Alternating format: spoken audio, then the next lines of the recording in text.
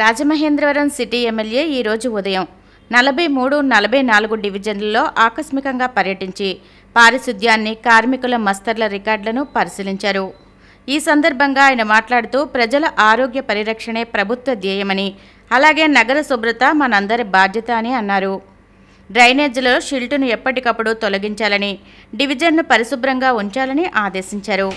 లేని పక్షంలో చర్యలు తీసుకుంటామంటూ శానిటరీ ఇన్స్పెక్టర్ సిబ్బందిని హెచ్చరించారు. ఆరోగ్య అధికారిని వినూత్న, జనసేన నగర అధ్యక్షుడు వై శ్రీనివాస్, స్థానిక టీడీపీ నాయకులు, నగరపాలక సంస్థ అధికారులు, సిబ్బంది ఆయన వెంట ఉన్నారు.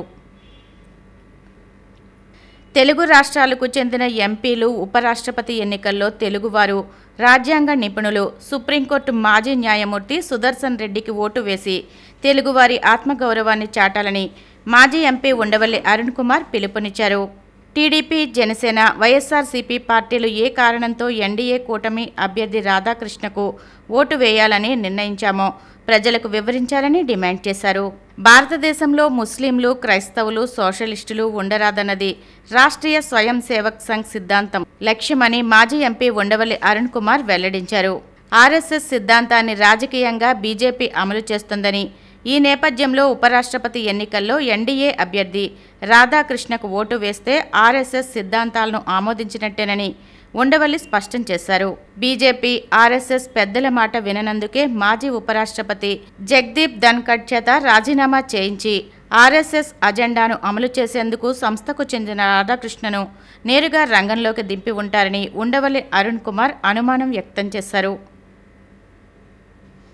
రాష్ట్రంలో యూరియా కొరత, రైతుల అధిక వినియోగం నేపథ్యంలో యూరియా విపరీత వినియోగం వల్ల నష్టాలపై ప్రజలకు అవగాహన కల్పించేందుకు అధికారులు చర్యలు తీసుకుంటున్నారు.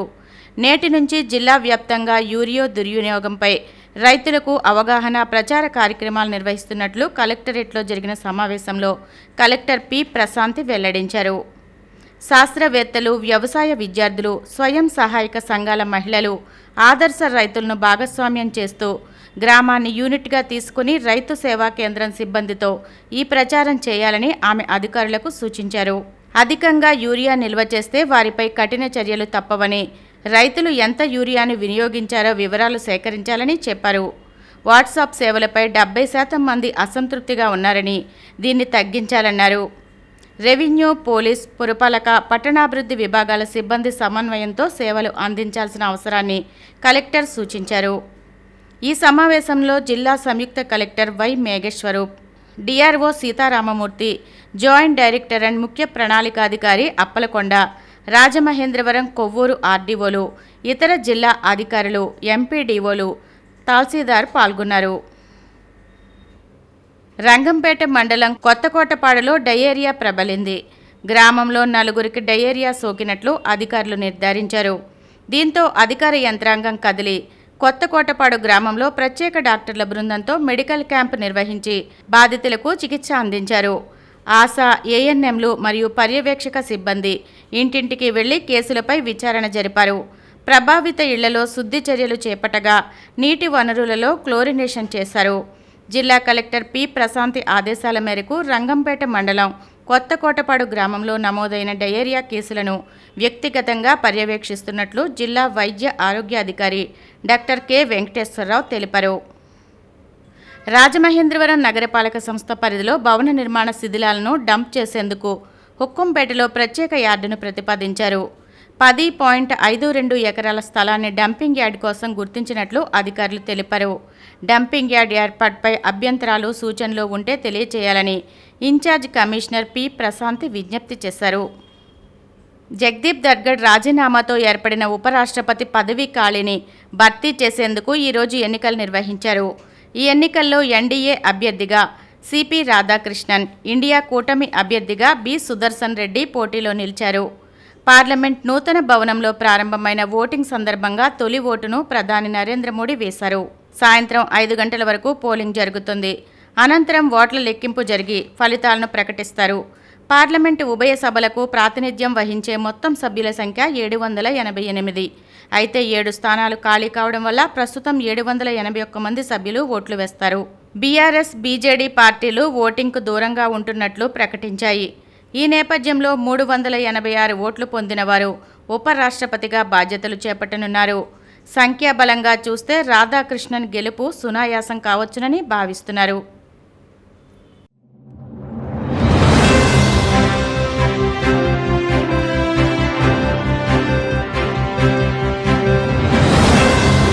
నమస్కారం. సిసిసి డిజిటల్ 230 న్యూస్ బులెటిన్కి స్వాగతం. ముందుగా వార్తల్లోని ముఖ్యాంశాలు. కోయంబత్తూర్ పారిశ్రామికవేత్తలతో మంత్రి నారా లోకేష్ భేటీ. పరిశ్రమలకు గమ్యస్థానంగా మారిన ఆంధ్రప్రదేశ్లో పెట్టుబడులు పెట్టాలంటూ పిలుపు. ముఖ్యమంత్రిగా చంద్రబాబు అధికారం చేపట్టిన 15 నెలల్లో అనేక అభివృద్ధి సంక్షేమ కార్యక్రమాలకు శ్రీకారం చుట్టారు. AP TDC chairman Nukasani Balaji స్పష్టీకరణ. రాష్ట్రంలో మెడికల్ కాలేజీలకు చెందిన విలువైన భూములను కాజేసేందుకు సీఎం చంద్రబాబు భారీ స్కెచ్ వేశారు. మండిపడ్డ మాజీ మంత్రి దాడిశెట్టి రాజా. చలనచిత్రాల నిర్మాత తుమ్మలపల్లి రామసత్యనారాయణ, హాస్య చిత్రాల దర్శకుడు రేలంగి నరసింహారావులను సత్కరించిన భీమవరం మార్నింగ్ కాఫీ క్లబ్ సభ్యులు. కోయంబత్తూరులోని పారిశ్రామికవేత్తలతో మంత్రి నారా లోకేష్ సమావేశమయ్యారు. ఈ సందర్భంగా ఆయన మాట్లాడుతూ ప్రస్తుతం ఆంధ్రప్రదేశ్లో పెట్టుబడులకు పూర్తి అనుకూల వాతావరణం నెలకొని ఉందని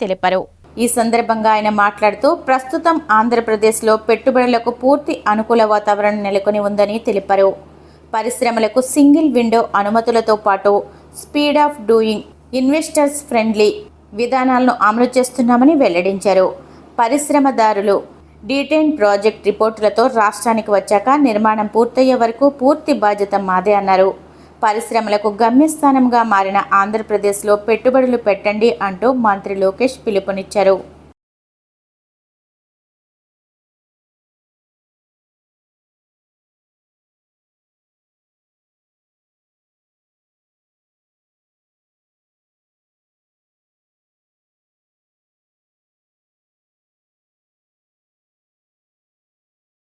రాష్ట్రంలో ముఖ్యమంత్రిగా చంద్రబాబు అధికారం చేపట్టిన 15 నెలల్లో సంక్షేమ కార్యక్రమాలతో పాటు అనేక అభివృద్ధి కార్యక్రమాలకు శ్రీకారం చుట్టారని AP TDC chairman Nukasani Balaji పేర్కొన్నారు.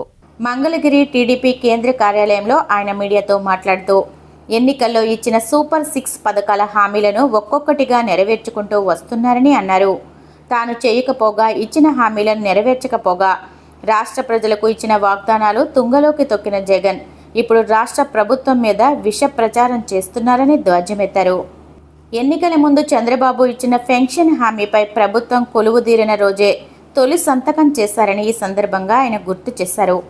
ఆంధ్రప్రదేశ్లో చంద్రబాబు నాయుడు గారు అధికారం చేపట్టిన తర్వాత ఈ 15 నెలల్లో అభివృద్ధి సంక్షేమ కార్యక్రమాలతో పాటుగా అనేక ప్రాజెక్టులు ప్రారంభం, అనేక మంది ఇన్వెస్టర్స్.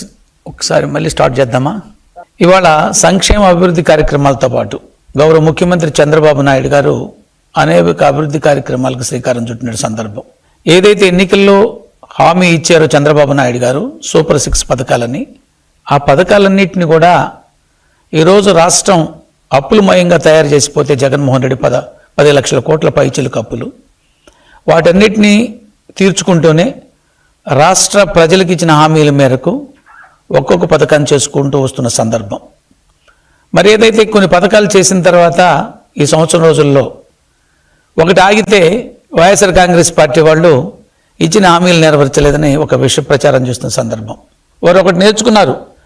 తాము చేయకపోగా, ఇచ్చిన హామీలు నెరవేర్చకపోగా రాష్ట్ర ప్రజలకు ఇచ్చిన వాగ్దానాలు తొంగలో తొక్కి నిన్న ప్రజల చీత్కారాలకు లోనై 151 నుంచి 11 సీట్లకు పరిమితమై అయ్యో రామ్ అంటూ ఎక్కడో మూలను కూర్చొని కనీసం అసెంబ్లీకి వచ్చి అసెంబ్లీలో మాట్లాడే దమ్ము ధైర్యం లేక ఎక్కడో గోడల కింద చేరి ఈ రాష్ట్ర ప్రభుత్వం మీద ఒక విష ప్రచారం చేయడానికి ప్రయత్నిస్తున్న సందర్భం.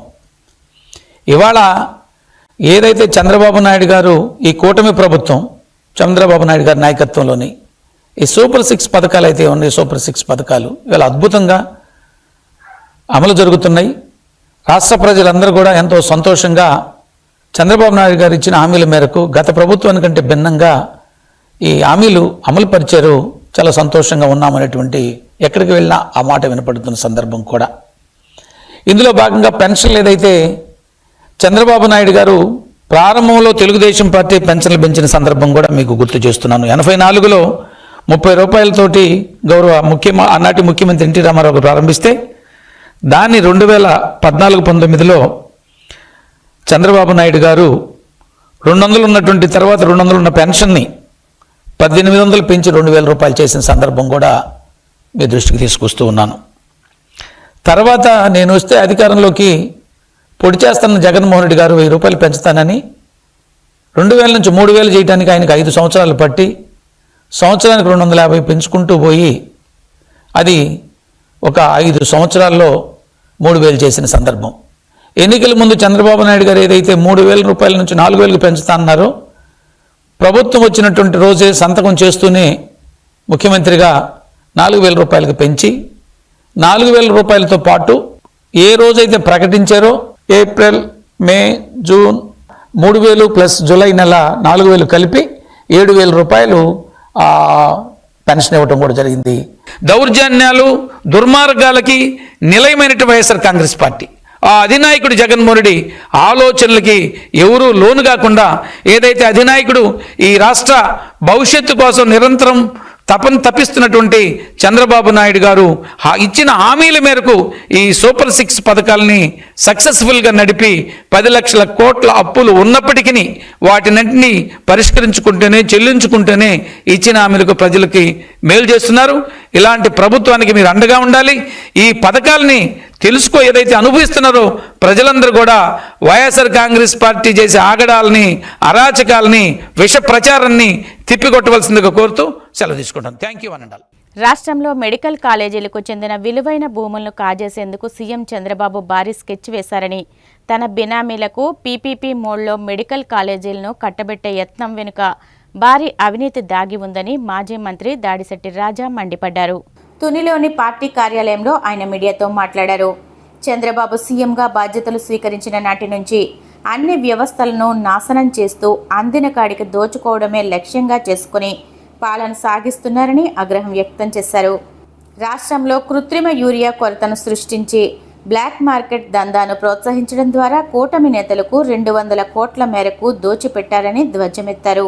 ఈ ముఖంగా నేను చంద్రబాబు నాయుడు గారిని ఒక విషయం అడుగుతున్నాను.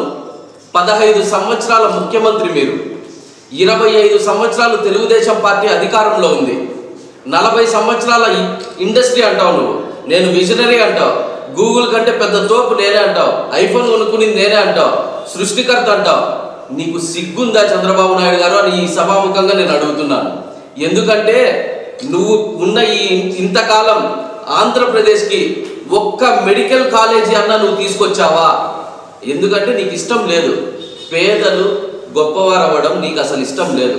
నీకు ఉన్న వాళ్ళని, నీ వాళ్ళని గొప్పవారు చేసుకోవడం, వాళ్ళని డాక్టర్లు చేసుకోవడం, ఇదే కార్యక్రమం నీది మొదటి నుంచి కూడా. మాకు మా దివంగత నేత వైఎస్ రాజశేఖర రెడ్డి గారు పేదవాళ్ళు అనారోగ్యంతో బాధపడకూడదు, వాళ్ళకి ఉచిత వైద్యం అందించాలి అనే కారణంతో ఆయన ఆరోగ్యశ్రీని ప్రారంభించడం జరిగింది. ఆరోగ్యశ్రీ ప్రారంభించిన వెంటనే ఆంధ్రప్రదేశ్ రాష్ట్రంలో, ఉమ్మడి రాష్ట్రంలో కొన్ని లక్షల కుటుంబాలు ఆ ఉచిత వైద్యాన్ని పొంది ఆరోగ్యవంతంగా ఉన్నారు. అదే స్ఫూర్తితో మా నాయకుడు వైఎస్ జగన్మోహన్ రెడ్డి గారు ఉచిత ఆరోగ్యమే కాకుండా ఉచిత విద్యను కూడా పేదవారికి అందించాలనే ఉద్దేశంతో 17 జిల్లాల కేంద్రాలలో 17 మెడికల్ కాలేజీలను, 1, 2 కాదు, బాగా వినండి చంద్రబాబు నాయుడు గారు, 1, 2 కాదు, 17 జిల్లా కేంద్రాలలో 17 మెడికల్ కాలేజీలని 8,450 కోట్లతో ప్రారంభించడం జరిగింది. నీకు అర్థమవుతుందా? నీకు ఏది ముఖ్యం కాదు, నీకు రాజకీయం ఇది తప్ప నీ ప్రభుత్వం స్థాపించినప్పటి నుంచి నువ్వు ఇబ్బంది పెట్టద్దు ఎవరిని. ఫీజు రియంబర్స్మెంట్ రూపంలో విద్యార్థులను ఇబ్బంది పెట్టావు, యువతకి 20 లక్షల ఉద్యోగాలు ఇస్తానని యువతని ఇబ్బంది పెట్టావు. మరీ హీనంగా చెప్పుకుంటే మానం పోతుంది. దివ్యాంగులు, వికలాంగులు వాళ్ళ పెన్షన్లు కట్ చేసిన సిగ్గు లేకుండా ఇంతకుముందు ఎన్నడూ లేని విధంగా ప్రతిపక్షాలు సైతం పొగిడేంత మార్పులు మార్పులు కాదు పెను మార్పులు తీసుకురావడం జరిగింది. ఇక్కడ విద్య, వైద్యం, వైద్య విద్య ఈ మూడింటిలో పెను సంచలనమైనటువంటి మార్పులు తీసుకురావడం జరిగింది. అందులో భాగంగా వైద్య విద్య కూడా వైద్యం గురించి తీసుకుంటే ఆరోగ్యశ్రీ, ముఖ్యంగా ఆరోగ్యశ్రీ ఆనాడు దివంగత నేత శ్రీ ప్రీతమ నాయకుడు శ్రీ డాక్టర్ రాజశేఖర రెడ్డి గారు పాదయాత్ర చేసి పేదలు మధ్యతరగతి వాళ్ళు ఏ విధంగా ఆరోగ్యంతో సతమతమవుతూ ప్రైవేట్ హాస్పిటల్లో ట్రీట్మెంట్ తీసుకోలేక ఇబ్బంది పడడం చూసి ఆరోగ్యశ్రీ అనే పథకంని ప్రారంభించి దేశం మొత్తం రాష్ట్రం వైపు చూసే విధంగా అందరినీ ఆశ్చర్యపరిచాడు. అదే బాటలో తండ్రికి మించిన తనయుడుల మన ప్రీతమ నాయకుడు శ్రీ జగన్మోహన్ రెడ్డి గారు అంతకు మించి మొత్తం 3650 జబ్బులకు ఆరోగ్యశ్రీల పరిధిలోకి తీసుకొచ్చి, అంతేకాదు కరోనా సమయంలో కూడా కరోనాలో ప్రైవేట్ హాస్పిటల్ నుంచి రిసోర్స్ లిమిటెడ్ ఉండడం వల్ల వాళ్ళు విధించే ఫీజులు భరించలేక పేదలు పడుతున్న బాధలు చూసి దేశంలో ఎక్కడా లేని విధంగా కరోనాని కూడా ఆరోగ్యశ్రీ పరిధిలోకి తీసుకొచ్చి, అదేవిధంగా ఆ టైంలో రెమ్డెసివిర్ అనే ఇంజెక్షన్ దాదాపు 50,000 ఖర్చు అయ్యే రెమ్డెసివిర్ ఇంజెక్షన్ని ఆరోగ్యశ్రీలోకి తీసుకొచ్చి పేదలకు ఉచితంగా వేయడం జరిగింది. ఆయన ఈ గవర్నమెంట్ మెడికల్ కాలేజ్ ఆల్రెడీ సీట్లు కూడా గత సంవత్సరం 2024-25 సంవత్సరానికి 5 కాలేజీలు స్టార్ట్ కావాలని ఆయన ఉద్దేశపూర్వకంగా దాన్ని ఆపడం జరిగింది. ఎందుకంటే ఆ సంవత్సరం సీట్లు కూడా స్టార్ట్ అయితే ఆ పేరు జగన్మోహన్ రెడ్డి గారికి వస్తుంది, చంద్రబాబు నాయుడు గారికి రాదు. సో అది ఆపి దాని తర్వాత మళ్ళీ స్టార్ట్ చేయాలి. ఒకవేళ అప్పుడు స్టార్ట్ చేసినా కూడా ఏమవుతుందంటే, ఒకసారి గవర్నమెంట్ స్టార్ట్ చేసిన తర్వాత మళ్ళీ దాన్ని ప్రైవేటైజేషన్ చేసినారంటే అది ఒక చెడ్డ పేరు అనమాట. సో ఈ 2 కారణాలను దృష్టిలో పెట్టుకొని ఒక సంవత్సరం కావాలనే ఎన్ఎన్సి నేషనల్ మెడికల్ కౌన్సిల్ ఇస్తామన్నా కూడా వీళ్ళు వద్దని చెప్పి సంవత్సరం ఆపి ఇప్పుడు ఆ క్యాబినెట్ మీటింగ్లో దాన్ని ప్రైవేటైజేషన్ చేయడానికి ప్రణాళిక రూపుదిద్దుకున్నారు. తెలుగు చిత్ర పరిశ్రమలో డైరెక్టర్గా రేలంగి నరసింహారావుకు ప్రత్యేక గుర్తింపు ఉందని, ఇతరులను బాగా నవ్వించాలంటే ముందుగా మనకు సెన్స్ ఆఫ్ హ్యూమర్ ఉండాలని, కానీ ఆయన నవ్వకుండానే ఇతరులను నవ్వించడంలో దిట్టని శత చిత్రాల నిర్మాత తుమ్మలపల్లి రామసత్యనారాయణ అన్నారు. పశ్చిమ గోదావరి జిల్లా భీమవరం తుమ్మలపల్లి రామసత్యనారాయణ స్వగృహానికి విచ్చేసిన హాస్య చిత్రాల సినీ దర్శకులు రేలంగి నరసింహారావును మార్నింగ్ కాఫీ క్లబ్ సభ్యులు సత్కరించారు. నిర్మాత తుమ్మలపల్లి మాట్లాడుతూ, గురువు దాసరి నారాయణరావు వద్ద అనేక చిత్రాలకు అసిస్టెంట్గా పనిచేసిన తర్వాత రేలంగి నరసింహారావు తెలుగు, కన్నడ భాషల్లో అనేక చిత్రాలలో నవ్వులు పూయించారని, 76 చిత్రాలకు దర్శకత్వం వహించారని అన్నారు.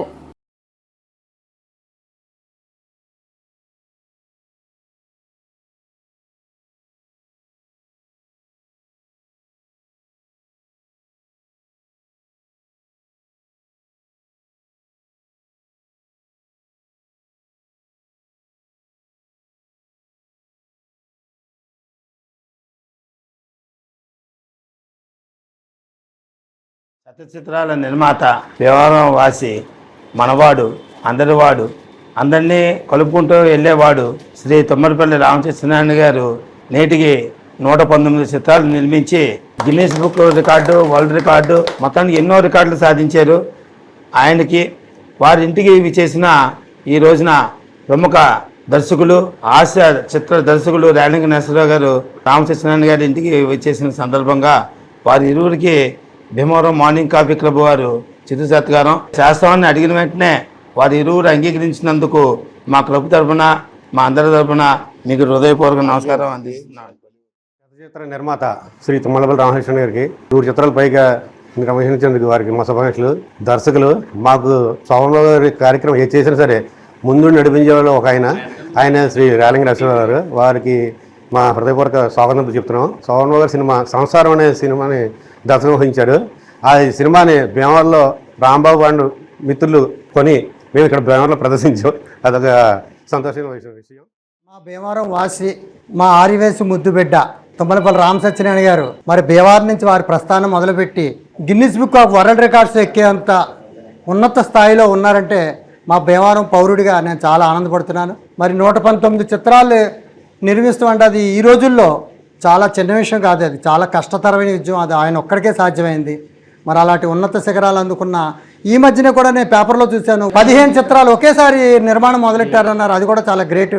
ఇలాంటి ఎన్నో అద్భుత విజయాలు సాధించి మరి ఈ రోజున మన ఫ్రెండ్గా, మన భీమవరవాసిగా, మన ఆత్మబంధువుగా ఇక్కడ ఉండటం చాలా ఆనందనీయం. మరి వారికి మా కాఫీ క్లబ్ తరపున, నా తరపున ధన్యవాదాలు, శుభాకాంక్షలు. మరి మన మధ్యన రేలంగి నరసింహరావు గారు ఉన్నారు. వారు 76 చిత్రాలకి దర్శకత్వం వహించామని చెప్పారు. వారి చిత్రాలన్నీ కూడా ఆణిముత్యాలే. మరి ఎన్నో చిత్రాలు ఆయన నిర్మించి ప్రజల్లోకి, ప్రజాబాహుళ్యంలోకి వస్తాం మనందరికీ ఆనందదాయకం. వారు కూడా ఈ రోజున మమ్మల్ని కలుస్తాం, మేము వారిని సత్కరించుకోవడం మా అందరికీ ఆనందదాయకం. 115 చిత్రాలు పైగా నిర్మించి సినిమా టిక్కెట్లే దొరకని పరిస్థితుల్లో ఆయన చిత్ర పరిశ్రమలో అడుగుపెట్టి 115 చిత్రాలను నిర్మించే స్థాయికి ఎదిగినందుకు చాలా ఆనందంగా ఉంది. ఒక విషయం ఏంటంటే అసలు నిజమా కాదా అన్నది కూడా అనుమానంగా ఉంది. 115 చిత్రాలు అంటే మాటలు కాదు. అక్కడ పెద్ద మహామహుళ్ళు అంటే వాళ్ళు కొమ్ములు తిరిగిన నిర్మాతలు ఉన్నారు. అటువంటి స్థాయి ఆయన సంపాదించుకోవడం, ఒక యూనిటీని ఏర్పాటు చేసి దానికి కూడా నాయకత్వం వహించడం మా రామ సత్యనారాయణ గారి ప్రత్యేకత. ఎందుకంటే ఆయన మాటకి అంత గౌరవం, అంత విలువ ఇచ్చే స్థాయికి ఎదిగారంటే వారికి ప్రత్యేక అభినందనలు. గురువుగారు నరసింహరావు గారు ఇచ్చేశారు. ఈరోజు నరసింహరావు 76 చిత్రాలు అన్నీ కూడా కొద్ది ఇంచుమించు కామెడీ, ఫ్యామిలీ చిత్రాలను నిర్మించిన నరసింహరావు గారికి ప్రత్యేక అభినందనలు. మావుళ్ళమ్మ సంస్థ చైర్మన్ మా షావుకర్ గారికి నమస్కారం. ముందు ఆయన ఉంటే ఆయన ఆశీస్సు మాకు ఉన్నట్టే. అసలు వాట్సాప్ అనేది ఒకటి ఉంటుంది. ఆ వాట్సాప్లో అందరినీ మనం రోజు తెల్లారితే పలకరించి వచ్చి నేర్పింది నాకు రాంబాబు. ఎందుకంటే మా అబ్బాయి, మీ అబ్బాయి చూసి పాడైపోయి ఉంటారు కదండి. అలాగా నాకు ఈవేళ నా వాట్సాప్ను కూడా వాట్సాప్ కూడా బ్యాన్ చేశారండి, అంత ఎక్కువగా వాడుతున్నాం కాబట్టి. అలాంటి పరిస్థితుల్లో మా రాంబాబు గారు నన్ను ఇలాగా వాట్సాప్తో రోజు టచ్లో ఉంటే బాగుంటుందని నేను నేర్పితే అది ఒక హ్యాబిట్గా అయ్యి, అలవాటు అయ్యి ఈవేళ ప్రపంచం అందరినీ టచ్లో ఉండేలా చేసింది ఆ వాట్సాప్ అండి. మనం ఇక్కడన్నా లేకపోయినాను. ఇక ముఖ్యమైన విషయం ఏంటంటే మా గురుగారు రేలనేశ్వర గారు, దాసరి నారాయణరావు గారు మన ముందు లేకపోయినా ఆయనకి ప్రథమ శిష్యుడు మా రేలనేశ్వర గారు, ఆ తర్వాత కోట రామకృష్ణ గారు. మాకు పాలకొల్లు నుంచి రేలనేశ్వర గారితో మాకు అనుబంధం ఉన్నా గురుగారి దగ్గర చాలా ఎక్కువ అనుబంధం అండి. ప్రతిరోజు సాయంత్రం అయితే దాసరి నారాయణరావు గారు ఖచ్చితంగా అటెండెన్స్ అవసరం విషయంలో ముందు రేలనేశ్వర గారు ఉంటారు. ఆయన సినిమా డైరెక్ట్ చేస్తున్నా, ఆయన సినిమాకి వర్క్ చేస్తున్నా, చేయకపోయినా సరే రెగ్యులర్గా అక్కడ ఆస్థాన విద్వాంసులాగా ఉండే వ్యక్తి మా రేలనేశ్వర గారు. అందుకే రైట్ హ్యాండ్ అన్నాను. అలాగే మేము కూడా ఆఖరి 4 సంవత్సరాల్లో రెగ్యులర్గా సాయంత్రం 6-5 అక్కడ ఖచ్చితంగా ఉండాలి. 6-9 దాకా ఉండి గురుగారికి విషయాలన్నీ చెప్పి ఆయనతో మంచి చేయడం మాట్లాడి భోజనం చేసి అక్కడి నుంచి వచ్చేవాళ్ళం. అంటే ఎంత ప్రేమ అభిమానంగా చూసేవారంటే మమ్మల్ని. నా స్థాయికి ఆయన స్థాయికి సంబంధం లేదు. అటువంటి గొప్ప వ్యక్తి, మమ్మల్ని తీసుకున్న గొప్ప వ్యక్తి దాసన అంటారు. ఈవేళ ఆయన మన ముందు లేకపోయినా మేము రేలనేశ్వర గారిలో ఆయన చూసుకుంటున్నాం. ఎందుకంటే మేము రోజు రేలనేశ్వర గారు మేము పొద్దున్నుంచి సాయంత్రం వరకు ఒక్కసారి 2 సార్లు అయినా కలిసి మాడుకుంటామో, లేదా ఫోన్లో మాడుకుంటామో, కమ్యూనికేషన్ చేసుకుంటాం. ఎందుకంటే గురుగారు లేని లోటు తీర్చడం కోసం. దాసరి నారాయణరావు మన ముందు లేకపోయినా, కోట రామకృష్ణ గారు లేకపోయినా ప్రతి సంవత్సరం దాసరి ఫిల్మ్ అవార్డ్స్, కోట రామకృష్ణ ఫిల్మ్ అవార్డ్స్ మేము హైదరాబాద్లో భారీగా చేస్తున్నాం. దానికి భీమవరం నుంచి కూడా చాలా మందికి మేము అవార్డ్స్ ఇవ్వడం జరిగింది. ఎందుకంటే వాళ్ళు మన మధ్య లేకపోయినా ఈ తరం వాళ్ళకి వాళ్ళు ఎవరు తెలియాలి అంటే గ్యారంటీగా వాళ్ళతో ప్రతి సంవత్సరం ఒకసారి గుర్తు చేసుకోవాలని ఉద్దేశంతో చేస్తున్నాం. ఆ కార్యక్రమాలన్నింటిలో కూడా మాకు చీఫ్ అడ్వైజరు మా రేలనేశ్వర గారు. ఫిల్మ్ రికార్డ్స్ కానివ్వండి, కోట రామకృష్ణ ఫిల్మ్ రికార్డ్స్ కానివ్వండి, అలాగా మా ఇద్దరి అనుబంధం. ఈవేళ భీమవరంలో పాలకొల్లో ఒక పెద్ద కార్యక్రమం చేస్తుంటే అర్రంజోగి గారు దానికి గెస్ట్గా మీ ఇద్దరు రావడం జరిగింది. నాకు బిరుదు కూడా ఇవ్వడం జరిగింది. పుట్టినూరు పాల్గొన్నది. అక్కడ ఒక చిన్న బిరుదు ఇచ్చినా, చిన్న సెలవు కప్పినా కూడా చాలా గొప్ప గ్రేట్గా ఫీల్ అవుతాం. అలాగే భీమవరం కూడా నా పుట్టినూరు కాకపోయినా నేను పెరిగినూరు, ఐడెంటిటీ ఉన్న ఊరు నాకు భీమవరం. ఎందాక మా షావుకర్ గారు చెప్పినట్టు ఇక్కడ ఆకివీడు అన్నీ కూడా మా సొంత ఊళ్ళే. ఎక్కడ మనం ఉంటే అక్కడ ప్రజలకు అందరికీ అందుబాటులో ఉండే మనిషిని నేను. ఏది ఏమైనా ఈవేళ మీరు అందరూ వచ్చి మా గురుగారు రేలనేశ్వర గారిని నన్ను అభినందించడం అనేది చాలా గొప్పగా ఆనందంగా ఫీల్ అవుతున్నాం. ఇక్కడ ప్రతిభ కలిగిన కళాకారులు భీమవరంలో ఎవరున్నా వాళ్ళకి మనం గౌరవంగా సత్కరించడమే కాదు, మా సినిమాల్లో కూడా అవకాశం ఇస్తాం. నేను 119 సినిమాలు తీశానంటే ఎందాక రాజా గారు చెప్పారు ఇది నిజమా కాదా అని. అంటే నిజమా కాదు ఒకసారి గూగుల్కి వెళ్తే చెక్ చేసుకోవచ్చు, అన్ని దాంట్లో ఉంటాయి.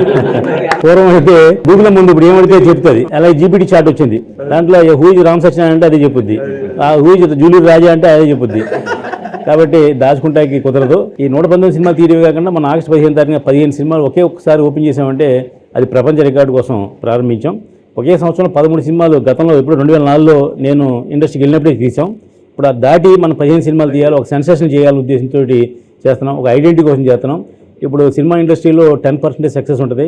ఈ బంగారు కొట్టు, బట్టల కొట్టు, ఐస్ క్రీమ్ షాప్ ఏదైనా సరే 90% సక్సెస్, 10% ఫెయిల్యూర్ ఉంటుంది. కానీ సినిమా ఫీల్డ్లో 10% సక్సెస్, 90% ఫెయిల్యూర్ ఉంటుంది. మీ అందరి దయ వల్ల, మా వాళ్ళ దయ వల్ల నేను ఆ 10% సక్సెస్లో ఉన్నాను గర్వంగా చెప్తున్నా, సగర్వంగా చెప్తున్నా. ఎందుకంటే మనం బాగున్నామంటే అభిమానించేది మా భీమవరం వాళ్ళు, మనం బాగున్నామంటే మమ్మల్ని ఎంకరేజ్ చేసేది భీమవరం వాళ్ళు. కాబట్టి అక్కడ జెండా ఎగరేస్తున్నాం అంటే కారణం ఏంటంటే ఇక్కడి నుంచి వెళ్ళిన సపోర్టు, వీళ్ళందరూ కూడా సపోర్టు, అక్కడ ప్రొడ్యూసర్ కౌన్సిల్ కానీ ఫిలిం ఛాంబర్ కానీ ఏ ఎలక్షన్ జరిగినా ఖచ్చితంగా మనం ముందుంటాం. ఇంతవరకు ఒక్కసారి అపజయం పొందాం తప్ప ఈ 20 సంవత్సరాల్లో మనం ఎప్పుడు ప్రతి ఎలక్షన్లో నెగ్గుతూ వచ్చాం.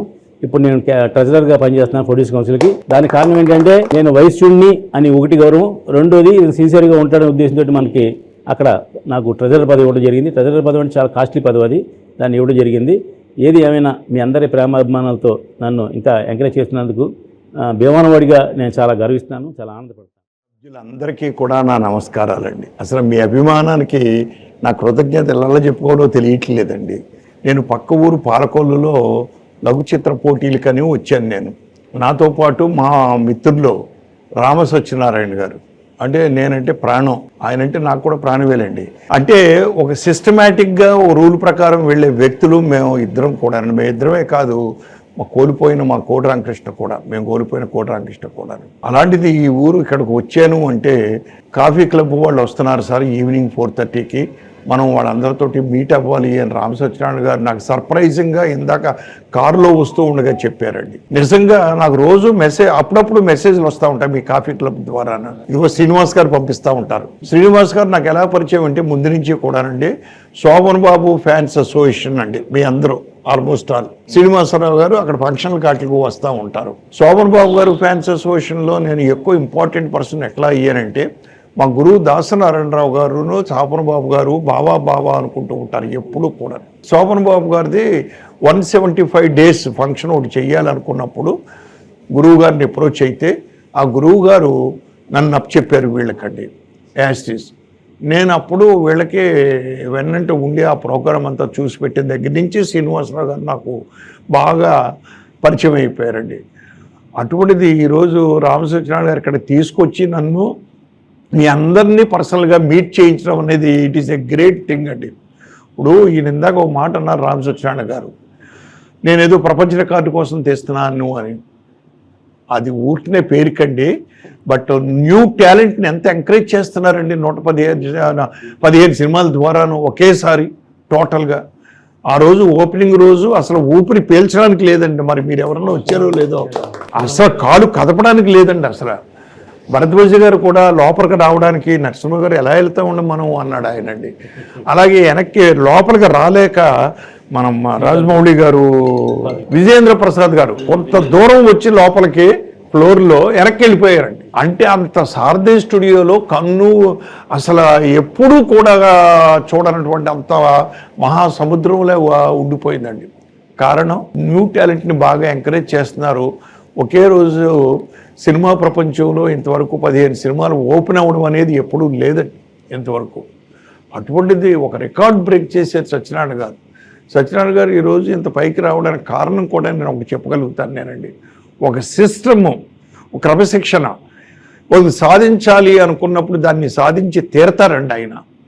అలాగే ప్రతిరోజు మేమిద్దరం ఇందాక ఆయన చెప్పినట్టుగా 2 సార్లునే మాట్లాడుకుంటాం మేమిద్దరం అండి. ఆయన చేసే ప్రతి పని ముందుగా నాకు అడ్వాన్స్గా ముందు చెప్తూ ఉంటారు, సజెషన్ సలహాలు అడుగుతూ ఉంటారు. గొప్ప స్నేహానికి మిత్రుడు అని చెప్పడానికి ఒక నిదర్శనం చెప్తానండి నేను. కోట రామకృష్ణ బిగినింగ్ డేస్లో ఇక్కడ మద్రాసుకు వచ్చినప్పుడు వాళ్ళ ఫ్యామిలీ అక్కడ సఫర్ అవుతూ ఉండేదండి. వాళ్ళు కొంచెం ఇబ్బందుల వల్ల రామసత్యనారాయణ గారికి ఫోన్ చేసి ఇలాగ మా వాళ్ళు ఏదో చిన్న ఇబ్బందుల్లో ఉన్నారంట అంటే ఈయన పరిగెత్తుకు వెళ్ళి వాళ్ళ ఫ్యామిలీని ఆదుకునేవారండి. కోట రామకృష్ణ అసిస్టెంట్ డైరెక్టర్గా ఉన్నంతకాలం అక్కడ ఈయన వచ్చినప్పుడల్లా అతన్ని ఆదరించేవాడండి. అతను కూడా ఉండేవాడండి. నాకు ఇన్ని చేస్తున్నారు రామసత్యనారాయణ గారికి నేనేమీ చేయలేదు. మీకు ఎవరికీ తెలియని ఒక విషయం నాకు చేశారండి.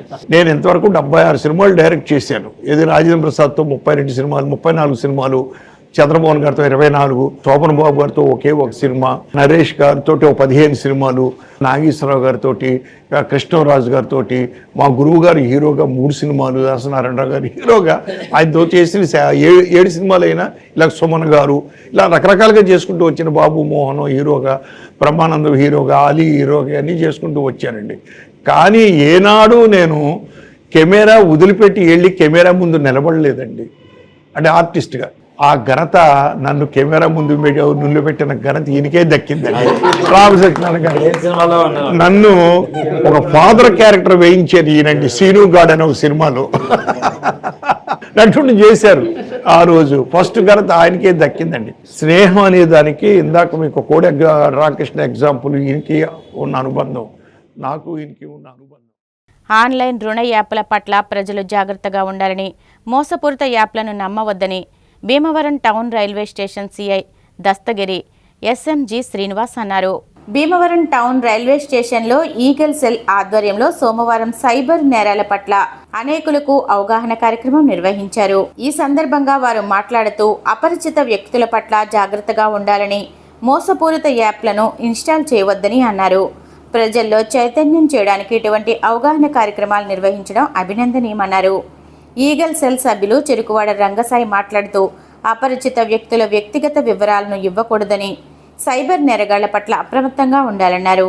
సైబర్ మోసాలకు గురైతే 1930 టోల్ ఫ్రీ నెంబర్కు సంప్రదించాలన్నారు. రాష్ట్ర ప్రభుత్వాలు ప్రజలు చాలామంది సైబర్ నేరాలతో మోసపోయి చాలామంది విక్టిమ్స్ అవుతున్నారు. వారికి ప్రభుత్వాలు అవగాహన ద్వారా తెలిపి జాగ్రత్త పడవలసిందిగా, వారు ఏమన్నా మోసపోతే 1930కి కాల్ చేసి ప్రభుత్వం పోలీసు సహాయం పొందవలసిందిగా ఈ ప్రచారణ, ఈ యొక్క అవగాహన సదస్సులు చేపట్టడం జరుగుతుంది. ఇందులో మన రంగసాయి గారి ఆధ్వర్యంలో భీమవరం పట్టణంలో ఎన్జిఓ గారు ఆయన ఆధ్వర్యంలో ప్రజలకి అవగాహన సదస్సుల ద్వారా మోసపోబాకండి, 1930ని కాల్ చేసి సహాయం పొందమని ఈ కార్యక్రమం చేపట్టడం అయినది. సమాజంలో ఈ సైబర్ నేరాలు ఎక్కువైపోతున్నాయి. మరి అతి సూక్ష్మంగా ఈ సెల్ ఫోన్లో ఉన్నటువంటి పరికరాలను బట్టి క్రాస్ చేసి మరి చాలామంది విద్యావంతులు అవ్వచ్చు, నిరక్షరాస్యులు అవ్వచ్చు, ఎవరైనా సరే ఈ సైబర్ నేరాల్లో చాలా దారుణమైన పరిస్థితుల్లో చిక్కుపోతున్నారు. మరి మధ్యతరగతి పేదవాళ్ళు కూడా ఈ దాంట్లో పడిపోతే వాళ్ళు అనేక నష్టాలు పడిపోతున్నారు. ఈ సందర్భంలో కేంద్ర రాష్ట్ర ప్రభుత్వాలు ఒక ఈగిల్ అనే సంస్థ ఏర్పాటు చేశారు. దానిలో భాగంగా ప్రతి చోట కూడా ప్రచారం చేయాలి, ప్రతి ఒక్కరికి అవగాహన కల్పించాలని చెప్పేసి టౌన్ స్టేషన్ రైల్వే స్టేషన్లో మరి పోలీస్ స్టేషన్ ఆర్పిఎఫ్ సిఐ గారు ఆధ్వర్యంలో పోలీస్ స్టాఫ్ అందరూ కలిసి ఈ కార్యక్రమాన్ని నిర్వహిస్తున్నాం. ప్రయాణికులందరికీ చెప్పేది ఏంటంటే, అందరికీ ఒకటే మాట చెప్తున్నాం, ఈ సైబర్ మోసాల్లో పడితే చాలా ఇబ్బంది పడతారు. ఒకవేళ జరిగితే కనుక 1930 నెంబర్కి వెంటనే ఫోన్ చేస్తే తెలియజేస్తున్నాం. పీపీ విధానంతో ప్రజల సొమ్మును ప్రణాళికాబద్ధంగా లూటీ చేస్తూ పేద వర్గాలకు వైద్య విద్యను దూరం చేసే సీఎం చంద్రబాబు విధానాలను తీవ్రంగా ఖండిస్తున్నామని వైసీపీ నేత గుండి నాగేంద్ర, కడప జిల్లా డాక్టర్స్ వింగ్ ప్రెసిడెంట్ నాగార్జున రెడ్డిలు అన్నారు. కడపలోని పార్టీ కార్యాలయంలో ఏర్పాటు చేసిన మీడియా సమావేశంలో వారు మాట్లాడుతూ 40 years ఇండస్ట్రీ అని చెప్పుకునే చంద్రబాబు హయాంలో పేద వర్గాలకు జరిగిన మేలు ఏమీ లేదన్నారు. ప్రజా వ్యతిరేక విధానాలను అవలంబిస్తూ చరిత్రహీనుడిగా నిలిచిపోయానన్నారు. ఉద్యమాల నుంచి పుట్టిన వైసీపీ ప్రజా వ్యతిరేక విధానాలపై నిరంతరం పోరాటాలు కొనసాగిస్తుందని తెలిపారు. మంత్రులు సబ్ కమిటీ ఏర్పాటు చేసి ఈ రాష్ట్రంలో ఉన్న ప్రతిపక్షాల గొంతు నొక్కుతాం, ఈ రాష్ట్రంలో ఉన్న రైతుల గొంతు నొక్కుతాం, ఈ రాష్ట్రంలో ఉన్న వికలాంగుల గొంతు నొక్కుతాం, ఈ రాష్ట్రంలో ఉన్న విద్యార్థుల గొంతు నొక్కుతాం ఉన్న ధోరణి చంద్రబాబు నాయుడు గారి మాటల్లో కనపడుతుంది. ఆయన మాట్లాడుతూ ఏం మాట్లాడుతున్నారంటే, వికలాంగుల్ని దొంగలతో పోలుస్తున్నారు.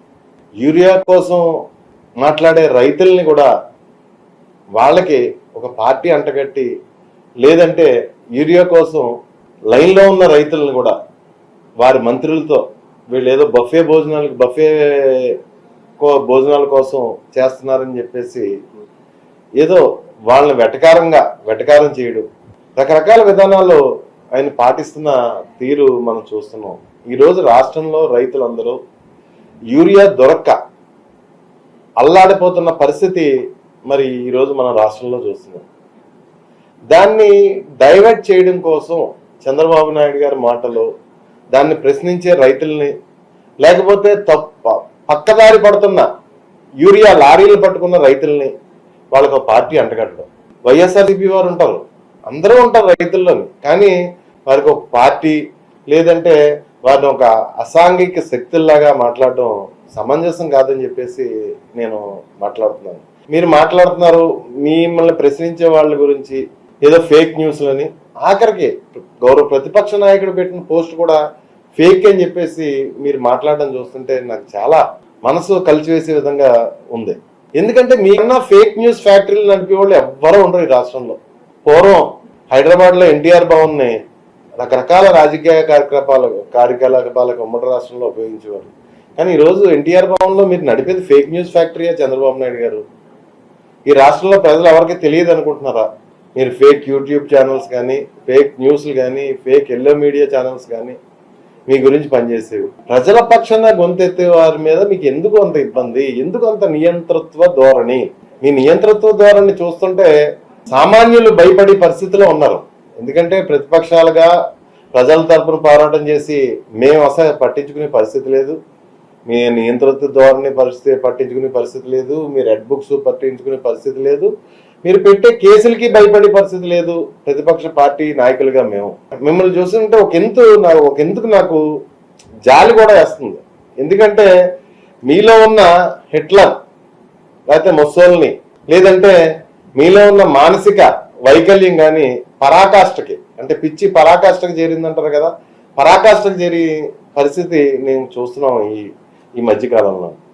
ముఖ్యంగా రైతుల పట్ల మీరు వ్యవహరించే తీరు, యూరియా దొరకని పరిస్థితి రాష్ట్ర రైతాంగానికి ఏర్పడింది. దయచేసి ఈ రాష్ట్రంలో రైతులను ఆదుకోండి, ఆరోగ్యశ్రీ ద్వారా రోగులను ఆదుకోండి, రాష్ట్ర ప్రజలను ఆదుకోండి. హాస్పిటల్లో పీపీపీ మోడ్లోకి తీసుకెళ్లకుండా హాస్పిటల్తో దయచేసి జగన్ గారు సమకూర్చిన 17 హాస్పిటల్లో, ఈ రాష్ట్రానికి 17 హాస్పిటల్లో సమకూర్చిన ఆస్తి మెడికల్ కాలేజీలకు సంబంధించి ప్రజల్ని ఏ పరిస్థితుల్లోని మోసం చేయకుండా దయచేసి వారి ఆస్తి వారికి ఉంచండి.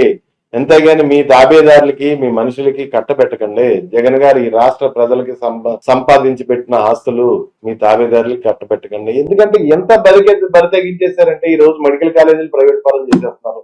రేపు జగన్ గారు కట్టిన పోర్టులు ఆల్రెడీ మీరు మార్కెటింగ్ చేసుకుంటారు. మీ హయాంలో ఇన్నిసార్లు ముఖ్యమంత్రిగా చేసిన ఒక పోర్ట్ కానీ ఒక మెడికల్ కాలేజ్ కానీ మీరు తేనపరుస్తారు. ఆల్రెడీ మెడికల్ కాలేజ్ బేరం పెట్టేశారని మీరే చెప్తున్నారు. ఫ్యూచర్ లో పోర్టులు కూడా అదే పని చేస్తారేమో అని భయంగా ఉంది మాకు. ఏదన్నా మేము ప్రశ్నిస్తుంటే మా గొంతు నొక్కేసి పరిస్థితి, ఫేక్ ప్రచారాలు, ఫేక్ మాటలు అని చెప్పేసి మాట్లాడే పరిస్థితి మీ నోటి వెంట వింటున్నాం. మీరు ఈ రాష్ట్ర ప్రజల మంచిని కాంక్షించేవారైతే రైతుల పట్ల, ఈ రాష్ట్రంలో రోగుల పట్ల, ఈ రాష్ట్రంలో ఉన్న విద్యార్థుల పట్ల మీ మంచి మనసు చాటుకుని సరైన రీతిలో మీరు పరిపాలన చేయాలని కోరుకుంటున్నాను. వార్తలు ముగించే ముందు ముఖ్యాంశాలు మరొకసారి. కోయంబత్తూర్ పారిశ్రామికవేత్తలతో మంత్రి నారా లోకేష్ భేటీ. పరిశ్రమలకు గమ్యస్థానంగా మారిన ఆంధ్రప్రదేశ్లో పెట్టుబడులు పెట్టాలంటూ పిలుపు. ముఖ్యమంత్రిగా చంద్రబాబు అధికారం చేపట్టిన 15 నెలల్లో అనేక అభివృద్ధి సంక్షేమ కార్యక్రమాలకు శ్రీకారం చుట్టారు. AP TDC chairman Nukasani Balaji స్పష్టీకరణ. రాష్ట్రంలో మెడికల్ కాలేజీలకు చెందిన విలువైన భూములను కాజేసేందుకు సీఎం చంద్రబాబు భారీ స్కెచ్ వేశారు. మండిపడ్డ మాజీ మంత్రి దాడిశెట్టి రాజా. చలనచిత్రాల నిర్మాత తుమ్మలపల్లి రామసత్యనారాయణ, హాస్య చిత్రాల దర్శకుడు రేలంగి నరసింహారావులను సత్కరించిన భీమవరం మార్నింగ్ కాఫీ క్లబ్ సభ్యులు. ఈనాటి CCC డిజిటల్ 230 న్యూస్ బులెటిన్ ఇంతటితో సమాప్తం. నమస్కారం.